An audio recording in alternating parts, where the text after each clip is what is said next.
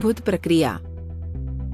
प्रकृति को ध्यान से देखना हमारी इंद्रियों के लिए एक सुखद एहसास है। हम सभी पौधों के रंग और सुगंध का आनंद लेते हैं, लेकिन उनके महत्वपूर्ण योगदान के बारे में भूल जाते हैं। पौधे पृथ्वी पर जीवन की परम आवश्यकता है। ऐसा प्रकाश संश्लेषण की प्रक्रिया के कारण है। पौधे को ध्यान से देखने पर पता चलता है कि यह जड़ों की सहायता से मृदा में मजबूती से स्थापित हैं।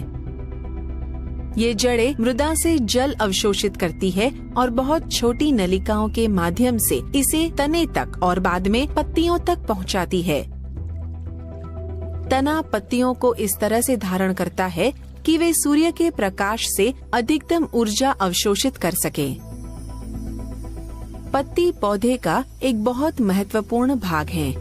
प्रकाश संश्लेषण, भोजन और ऑक्सीजन का बुनियादी प्रदाता पत्ती में संपन्न होता है। पत्ती एक सपाट पतले पर्णफलक की बनी होती है, जो पर्णवृंत द्वारा तने से जुड़ी होती है। चपटा पर्णफलक सूर्य के प्रकाश को प्रग्रहण करने के लिए बड़ा पृष्ठ क्षेत्रफल प्रदान करता है। पत्ती की अनुप्रस्थ काट कोशिकाओं की ऊपरी एवं निचली परतों को दर्शाती है, जो सपाट और अनियमित होती हैं। ऊपरी परत के नीचे आपस में कसकर बंधी कोशिकाओं की परत होती है। इन कोशिकाओं में हरित लवक कहलाने वाले विशेष कोशिकांग होते हैं। हरित लवक में क्लोरोफिल वणक होता है, जो पत्ती को हरा रंग प्रदान करते हैं। अगली परत में बड़े आकाश क्षेत्रों वाली शिथिल रूप से व्यवस्थित कोशिकाएं होती है। अनुप्रस्थ काट नलिकाओं को भी दर्शाती है, जो पत्तियों में अवशोषित जल का परिवहन करने के लिए विशिष्ट है। निचली परत में अनेक छिद्र होते हैं, जो रंध्र कहलाते हैं। प्रत्येक रंध्र 2 रक्षक कोशिकाओं से घिरा होता है, जो रंध्रों के खुलने और बंद होने को नियंत्रित करती है।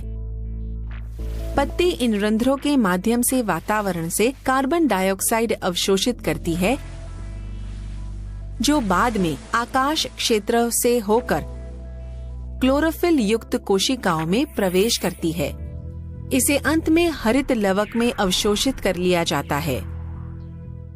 जल और कार्बन डाइऑक्साइड अणु दोनों अंत में हरित लवक द्वारा अवशोषित कर लिए जाते हैं।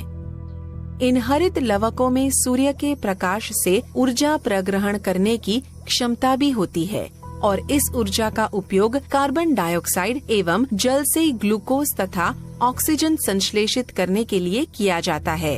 ये ऑक्सीजन और ग्लूकोज अणु हरित लवक के बाहर विसरित हो जाते हैं। पौधे की वृद्धि में सहायता करने के लिए ग्लूकोज पौधे के सभी भागों में दूसरी विशिष्ट नलिकाओं द्वारा ले जाया जाता है। इन आकाश क्षेत्रों में उपस्थित ऑक्सीजन रंध्रों द्वारा बाहर विसरित हो जाती है।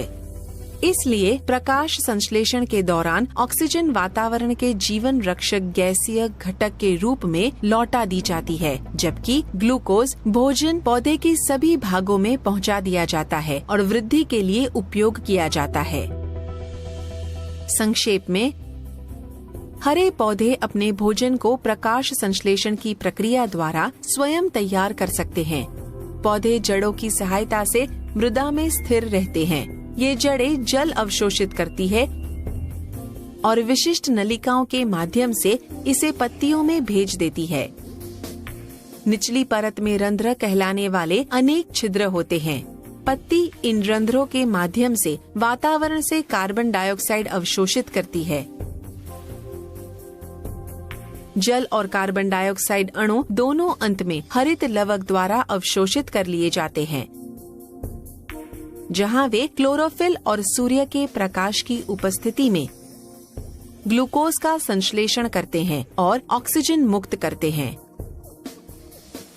ऑक्सीजन रंध्र के माध्यम से बाहर विसरित हो जाती है। पौधे की वृद्धि में सहायता करने के लिए ग्लूकोज पौधे के सभी भागों में दूसरी विशिष्ट नलिकाओं द्वारा ले जाया जाता है।